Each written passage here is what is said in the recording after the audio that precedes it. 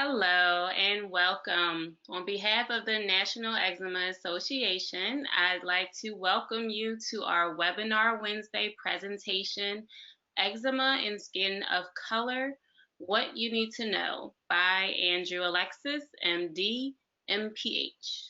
I am Raelle Brown, also known as Woke Within Skin for any of the Instagram viewers, but I'm a proud member and ambassador of the eczema community as a patient research partner, and just in general, just a happy patient to be involved. And my background is in marketing, and as a radio show host, I was happy to host the NEA's CEO, Julie Block, last year for Eczema Awareness Month.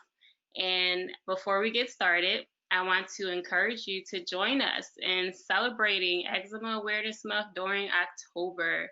You can find out how to get involved at eczemamonth.org. Without further ado, let's get our presentation started. We'd like to thank our 2019 Webinar Wednesday sponsor, Sanofi, Genzyme, and Regeneron, whose unrestricted educational grant has made today's presentation possible. Our presenter today is Dr. Andrew Alexis. He is the chair of the Department of Dermatology at Mount Sinai, St. Luke's, and Mount Sinai West. He is also professor of dermatology at the Icahn School of Medicine at Mount Sinai. As director of the Skin of Color Center, he is actively involved in advancing patient care, research, and education pertaining to dermatological disorders that are prevalent in ethnic skin. And with that, I am pleased to introduce our presenter, Dr. Andrew Alexis. Hello. Hello. Thank you for the warm introduction. It's my pleasure to present this webinar on a subject I'm quite passionate about, and that's eczema in skin of color. This was a presentation that I did give live at the NEA meeting in Phoenix this past summer, and so it's a pleasure to give another version of it today on this webinar. So I thought first I'd start with a little background on who I am and where I'm from. So once again, I'm Andrew Alexis, and I'm a dermatologist that practices in New York City. I practice on the west side of Manhattan, and I've got a little picture of my office, one of my waiting rooms here. And by being situated in the middle of the Upper West Side of Manhattan, I tend to see a really, really broad and diverse range of patients, including many who have all the different types and stages of atopic dermatitis or eczema. And, my inspiration for becoming a dermatologist, and in addition, being a dermatologist that focuses on some of the unique needs of darker skinned patient populations, my original inspiration actually came from my mother, who is a dermatologist in Toronto, Canada. And so growing up around her, I saw all the satisfaction and that she derived from her job and the difference, the impact that she made on so many people in our community. And so I'm blessed to be able to follow in her footsteps as a dermatologist, and we even get to go to meetings together as shown in my pictures here. So with that, I want to launch into my presentation, and first by way of background, in dermatology, we use the term skin of color to describe this very broad and diverse range of racial and ethnic types, skin types, that essentially belong to the various non-white racial ethnic populations. This includes African Americans. It includes individuals from the entire African diaspora with darker skin. It includes East Asians, South Asians. It includes some Middle Eastern populations and other populations that would be characterized by having more darkly pigmented skin than individuals of Northern European, Celtic, Scandinavian ancestry. So we use this all-encompassing term, skin of color, to describe this very diverse patient population. Now, the reason why we even have this term and why we even focus on skin of color is that traditionally, dermatology has been taught from the perspective of how skin and hair and nail disorders present in lighter-skinned individuals, in individuals of European ancestry. So the major textbooks, the original textbooks that generations of dermatologists have used to learn, have predominantly included examples in lighter skin types. And only recently have we, over the past 10, 15 years, have we seen the development of textbooks and literature in journals and coverage in conferences and other educational materials to focus on some of the unique aspects of skin disorders in darkly pigmented skin or skin of color. And this is really important.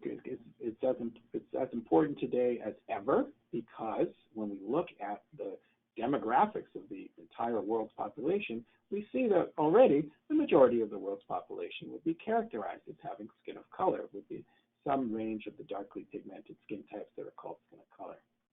And here, right here at home in the United States, already individuals who describe themselves as belonging to any of the non-white racial ethnic groups represent a very rapidly growing segment of the U.S. population. In fact, it's projected, according to the U.S. Census Bureau, that by the year 2044, more than half of the U.S. population will belong to a non-white racial ethnic group. So it becomes increasingly important for all of us who take care of patients who with skin disorders to have a better understanding of all the variations in structure and function and cultural skin and hair care practices and cultural differences in perceptions of beauty and skin health, as these can all overlap to produce differences in the frequency with which we see certain skin and hair disorders. It can influence how they look, how they present to us, as well as the overall impact, the quality of life impact of dermatologic disorders in patients across a broad range of backgrounds.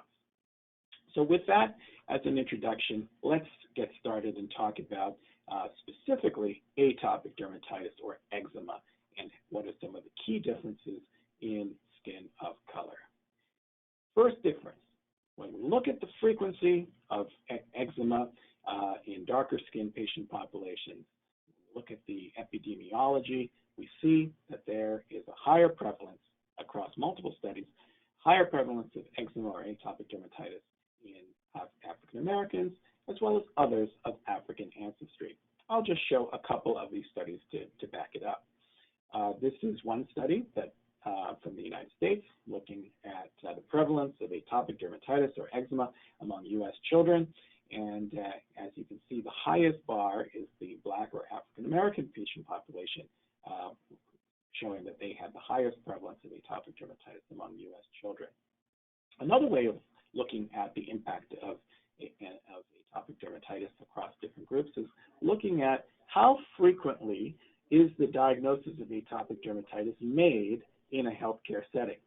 So this study, which looks at healthcare utilization, found that Blacks or African Americans had a twofold higher rate of visits per capita compared to whites, where the diagnosis of eczema was made. For Asians or Pacific Islanders, it was a six-fold higher difference in Asians or Pacific Islanders compared to whites as far as how frequently the diagnosis of eczema or atopic dermatitis was made. And that's just shown visually here on the graph. On the far left, you can see three bars with the darkly shaded bar representing Blacks or African Americans, and this gray bar representing Asians, which is greater in annual visits for 10,000 of the population compared to whites. So it's more common. What else is different? There are differences in the overall appearance of eczema, what we call the morphology or the clinical features as dermatologists. So eczema can simply have aspects that look different across different skin types. Specifically, redness might be more difficult to detect and have more complex variations in color. There are simply unique reaction patterns and sizes and shapes of the types of eczema that we see with some frequency. And there might even be differences in itch, and there's certainly differences in pigmentary changes. And we're going to show some examples of all of these. So the first example on the left, we've got a classic textbook example of what eczema looks like when you Google or go on your favorite browser and look up eczema. This is usually the kind of picture you see, a bright red plaque that has these lines, and it's in the crease of the upper arm, a very common location. However, on the right, we see the same condition in someone with darkly pigmented skin. This is an African-American patient, and we don't really see that bright red color anymore. It looks more of a grayish hue. And the point is that it's sometimes that the severity of the eczema could be underappreciated because we just don't see the redness to the same degree. Next is an example of the various shades beyond red that we can see in darkly pigmented skin, including a reddish brown. Another example, reddish brown bumps on the arm that are very itchy. This is a more extreme and severe example of the red, brown, scaly, even purplish gray appearing areas on the back. And it's helpful to identify where the normal areas are. So right in the middle of her back, we see some little areas with normal skin color and texture, and those little islands represent her normal baseline, whereas everything else on the back is actively involved with eczema. And so it's helpful to point that out to healthcare providers, because as patients, you know your skin best, and you can identify, this is what my skin normally looks like, and this is what it looks like when it's really flaring up with eczema. This is another example on the right leg, which is on the left of the slide, is a purplish gray raised area, severely itchy for this patient. On the opposite leg is much less involved, and you can see that stark difference in color, showing how severe this really is. Another example of more shades of purple rather than red. Another, beyond color, another key difference is that eczema may simply have just different variations in terms of its overall clinical appearance. And this is an example of that. This is what we call the follicular pattern, little tiny bumps instead of larger islands of scaly plaques, as we say. So the eczema in darker skinned patients, including especially those of African ancestry, can present this way with just a bunch of little bumps which might correspond to the hair follicles. And another example, a collection of multiple little bumps, all of which are extremely itchy, on the left on the arm and on the right on the torso. These bumps, being severely itchy, are often, when we see them, they're scratched open, and you can see little scabs on them because of the secondary to scratching. And then when there's long-standing scratching and the eczema is poorly controlled, you can get these really large, thick, discolored plaques, such as in this example. And that's really something we'd like to avoid at all costs. If we can get this under control, we can avoid the eczema from developing this severe. Another example of chronic, long-standing, we're talking months to years of scratching the same area. And here we can see that grayish purple color as opposed to the bright red that is most typically shown in visuals. There's another example that dermatologists call the lichenoid variant. Basically what it means is that it resembles another condition that is often seen in dermatology called lichen planus. And so the bumps can have this purplish color, which can confuse some clinicians in terms of differentiating, make it more difficult to differentiate this from another inflammatory condition called lichen planus. This is an example of really severe eczema that's now formed these itchy nodules and bumps all over the arms and hands. And this is exacerbated by chronic scratching and picking. We call this prurigo nodularis, and we tend to see this form of this manifestation of eczema more commonly in African Americans and others in the African diaspora. And differences in itching might explain that. Another interesting area of research is that there may be differences in the actual immunologic, the immune system variations seen in atopic dermatitis or eczema patients in different populations. So I don't want to get too technical here, but the bottom line is that there's certain patient populations where there may be some slight differences in what aspects of the immune system are upregulated and what it actually looks like clinically. So one such example is the East Asian patient population. A few studies have been done that have found that the eczema in this cohort might more frequently resemble psoriasis in some way. So we call it psoriasiform. And interestingly, not only does it resemble psoriasis clinically looking at the naked eye, but even under the microscope and when looking at some of the immunologic factors that are upregulated. And this is an example of a case of eczema that kind of resembles psoriasis in someone who's South Asian, actually. Another key difference when it comes to what eczema looks like in darker skin is this: not only does one have to deal with the redness or other color variations, scaling and dryness and itching, but also once the eczema resolves itself, it tends to leave behind pigmentary changes in the form of increased pigment, such as this example, which we call hyperpigmentation, or loss of pigmentation, as in this example, which is actually what we call depigmentation. In this patient's case, the color has been permanently lost because of years and years and years, decades of scratching, such that the pigment-forming cells have been damaged permanently. So this is something that we just hope never to see now that we have better treatments. But for folks that have been dealing with eczema since childhood and maybe now in their 40s and 50s, and they might, if they haven't had good control of the disease over the years, might have these permanent type of pigmentary changes. A temporary pigment change is what we call hypopigmentation, so a reduction in pigment, not a loss of pigment, just a temporary reduction of pigment. And we can see that as a result of the eczema itself, but also potentially as a side effect of corticosteroid creams, which are frequently used for the treatment of eczema. So when using, in particular, very strong topical corticosteroids and using them for extended durations, as in many weeks, one can develop thinning of the skin and lightening of the skin, which is far more noticeable in patients of color. It's best avoided. So these are some of the differences clinically. Now, what does this mean for treatment? Are there any differences in the approach to treatment?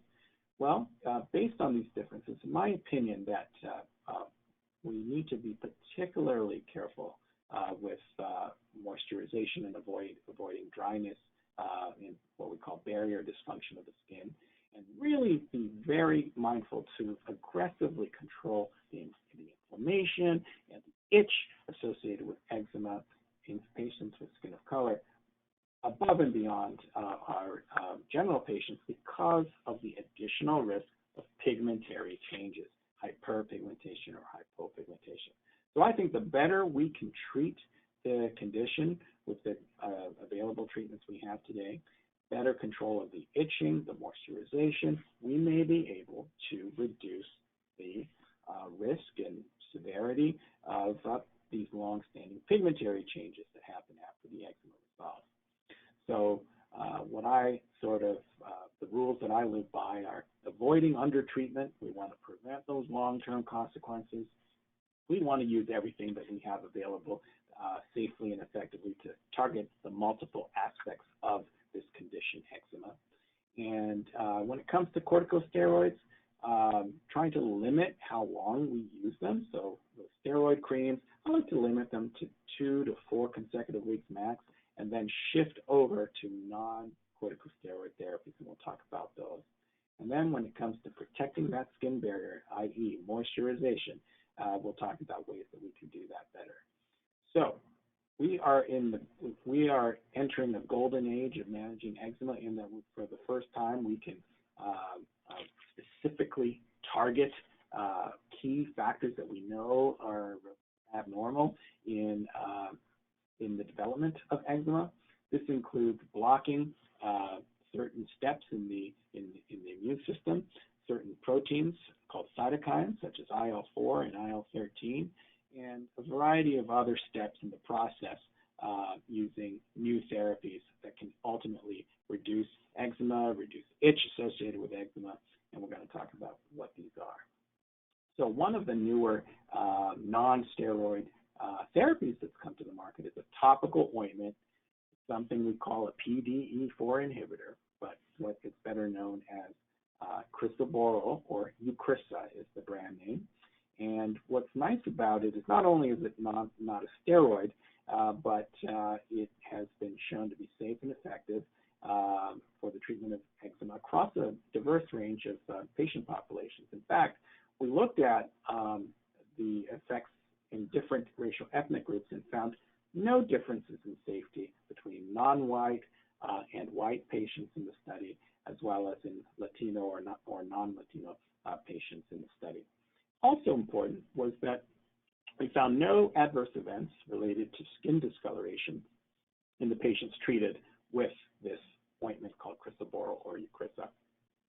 We also saw that Eucrisa improved all the major signs and symptoms that are associated with eczema, including the bumpiness, the elevation of eczema lesions, and the tendency to form those lines that we call lichenification. Another breakthrough treatment that's non-steroid in nature that has come out over the past couple of years is the injectable medicine known as dupilumab, the brand name being Dupixent, so better known as Dupixent. This too has been used across a very diverse patient population and has been shown to be safe and effective in moderate to severe eczema. So this is the type of medicine for those who don't respond to just topical medicines alone, creams and ointments, but need something more substantial, and this is given by injection. We also looked at this treatment across different patient populations of different racial ethnic groups, and we found that Dupixent or dupilumab treatment showed very significant clinical improvements and a favorable safety profile across all of the patients studied, including white, Asians, Blacks, or African Americans, and this was limited to moderate to severe atopic dermatitis patients who were inadequately controlled with creams and ointments alone. So this represents a major breakthrough in our treatment that can be safely used across the spectrum of skin types and racial ethnic groups. These are some examples from my own experience using dupilumab or Dupixent as a treatment for moderate to severe atopic dermatitis. On the left of the slide is that bumpy variant of atopic dermatitis that I mentioned before, called prurigo. It has features of prurigo nodularis, as we see. On the right side, this is just after 2 months of the Dupixent, already a major reduction in all those bumps and the itching and the scaling. Another patient here, this is a 6-month interval using Dupixent. This patient who's an adult, had been dealing with atopic dermatitis his entire life and have never really known what clear skin looks like or feels like. And after using this for 6 months, this has really changed his quality of life and improved his lifestyle. Another example on the back, major clearance from this same patient. This is the wrists, where we see on the left a lot of redness and scabs from scratching and all those lines that we call lichenification. And all of the above are markedly improved on the right with some persistent lines called lichenification after using Dupixent. So what about skincare? So we talked about the importance, I briefly mentioned the importance of moisturization that we're all very familiar with when thinking about eczema, but there's some specific nuances to consider when treating eczema and skin of color. Specifically, and this is something generally for any patient of any background, when we use cleansers to clean our skin, the selection of soap or cleanser, the specific cleansing ingredients that we use are very important, because traditional soaps tend to be very drying to the skin. They're great at removing excess oil and debris on the surface of the skin, but they are very bad at maintaining the natural lipid content of the surface of the skin. So in other words, they can dry the skin out, and then this in turn would make eczema worse. So just to drive this home, when we cleanse our skin, even just using water, there's some partial removal of the natural moisturizing factors that are in the upper layers of our skin. Now, if we add soap to the equation, we now remove even more of the natural moisturizing factor and some other natural lipids found in the upper layers of our skin. And if we really go to town with harsh soaps, traditional soaps, we can contribute to the breakdown of the skin barrier, as we say. And when that happens, there's loss of water across the skin surface, leading to further dryness and more inflammation. So something that we must avoid, especially in eczema skin.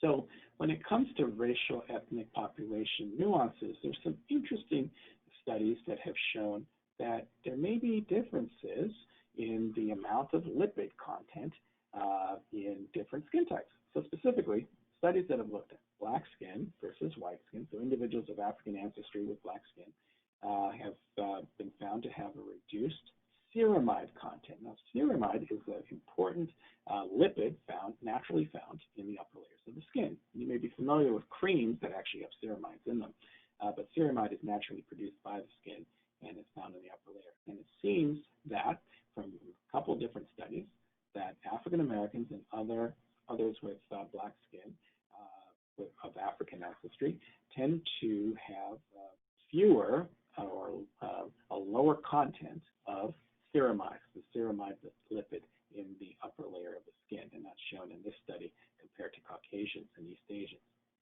Another study, which was done in Denmark, looked at the amount of ceramide lipid in different populations, and again found that the African patient population in this group had the lowest amount of ceramide lipid.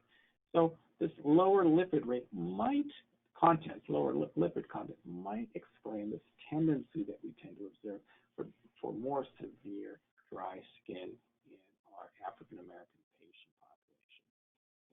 And it can look extremely dry and scaly and grayish, and even eventually form a sort of bumpy appearance in patients who have eczema. So moisturization is so key, so important as a base, as the foundation of any topical treatment for eczema. We have to do everything we can to protect that skin barrier. And it starts with cleansing the right way. Not all cleansers are the same. As I alluded to, traditional soaps tend to remove too much lipid from the skin. So better than traditional soaps are moisturizing soaps or moisturizing body washes.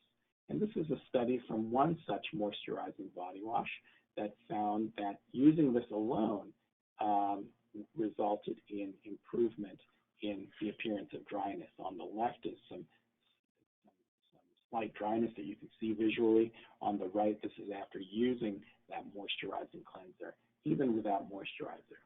Of course, in the real world, this is just a study.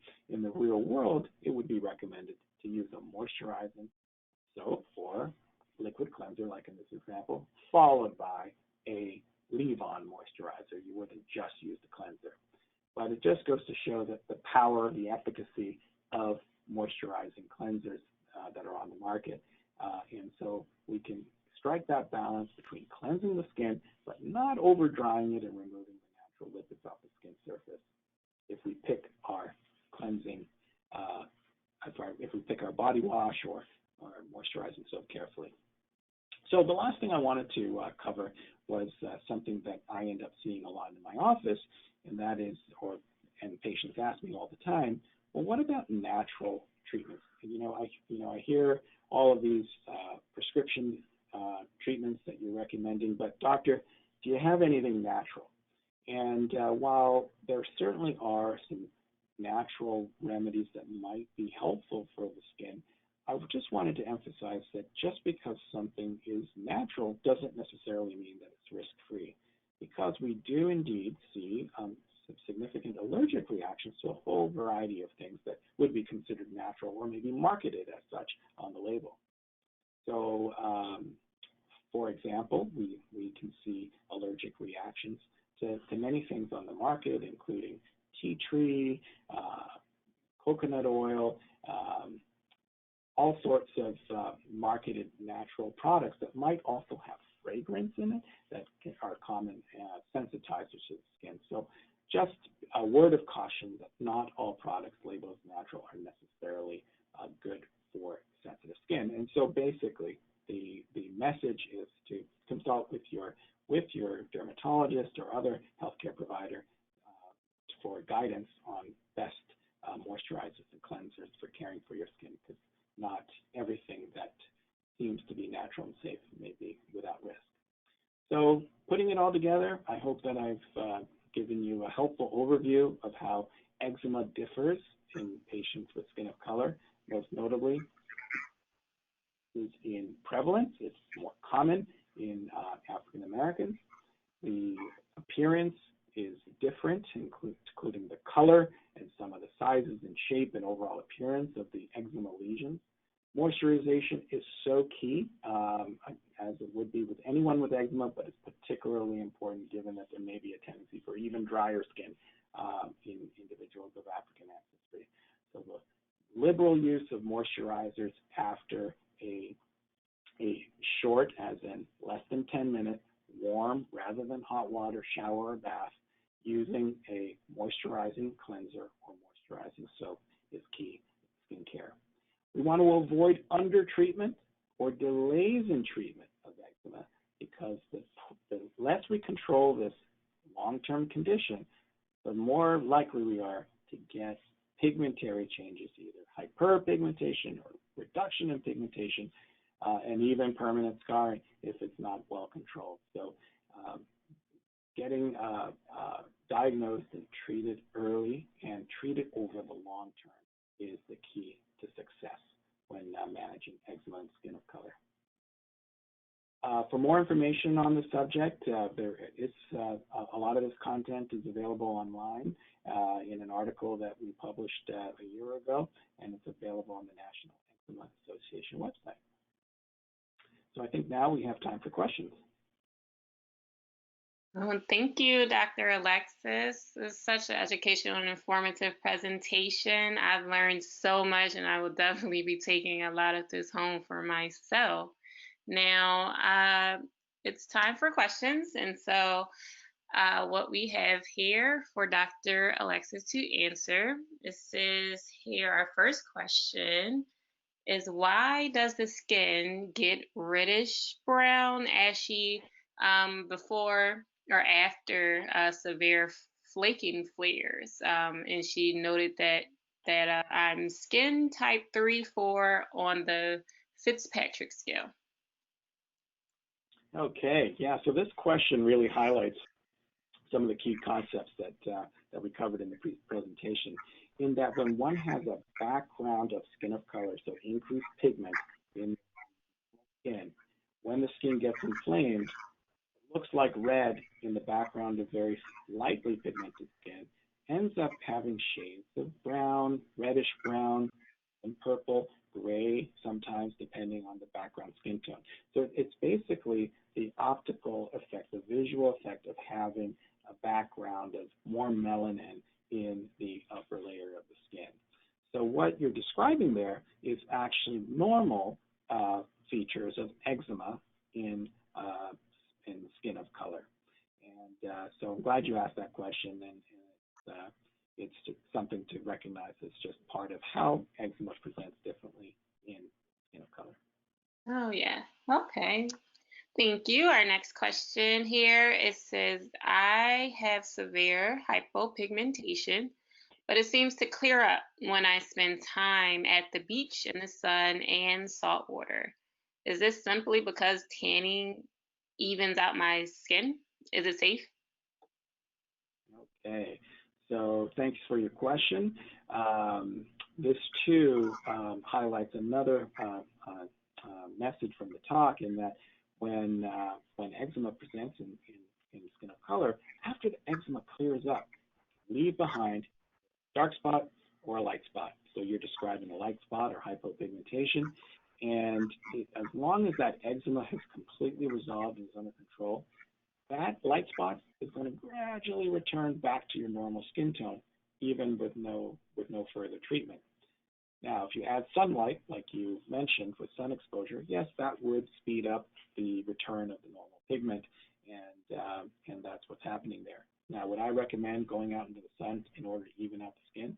That would not be my recommendation because we do know that the sun, of course, has some considerable health effects, such as increasing your risk for skin aging and certain skin cancers. So I would recommend safe sun habits with sun protection. You could still go outside and enjoy all your activities by taking precautions of seeking the shade, wearing your sunscreen, broad spectrum SPF 30 or greater. And it turns out that the light colored areas, the hypopigmented areas, will resolve anyway, with or without sun. Okay. And yeah, that's good to know that it resolves that over time too. Because sometimes you think it's just going to be a permanent mark sometimes. Let's see, we have time for one more question. It says that I am African American and have severely dry skin even after using moisturizing lotions. What advice do you have for treating dry skin? Yeah, so thank you for your question about dry skin and moisturization. It's often a challenge, and I hear it all day long in my office. Patients who using well-known popular lotions and moisturizers, and just finding that by midday their skin's already dried out, even after having used a good moisturizer. So the key is it starts with what you use in the shower. And as I emphasized in the presentation, looking for moisturizing soaps. Examples of this would be Dove soap, Cetaphil soap, CeraVe soap. These are what are called moisturizing soaps. They won't dry out the skin as traditional soaps do.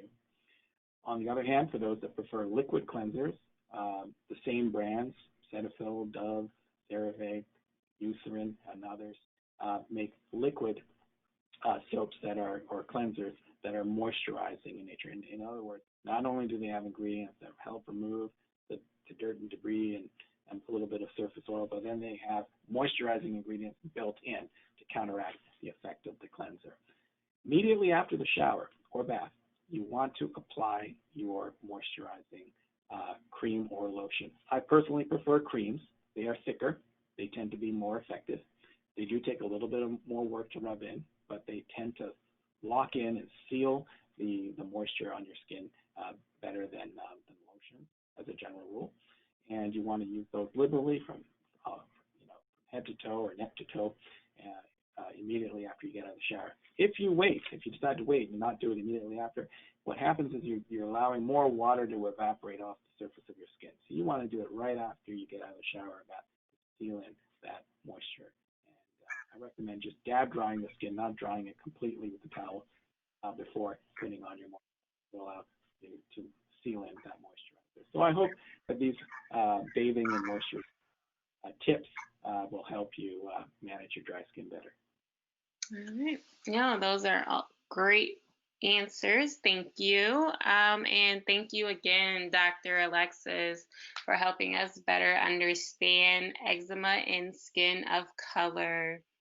Thank you to Sanofi, Genzyme, and Regeneron, whose unrestricted educational grant has made today's presentation possible. And many thanks to you for joining us today, to our audience. You can find many additional eczema resources on our website. That's the nationaleczema.org. And on behalf of the National Eczema Association, thank you all for attending our webinar.